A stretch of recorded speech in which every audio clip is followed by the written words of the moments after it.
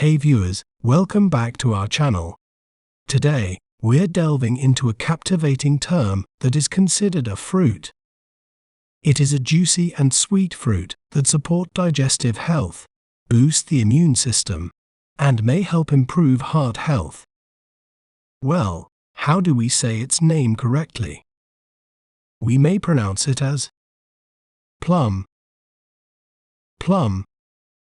Feel the sound of letter H in between. Plum. An interesting fact about plums is that they have been enjoyed for thousands of years, dating back to ancient civilizations like the Greeks and Romans. If you enjoyed learning about plums, be sure to subscribe to our channel for more educational content. Thanks for watching. Remember, knowledge is power. See you next time.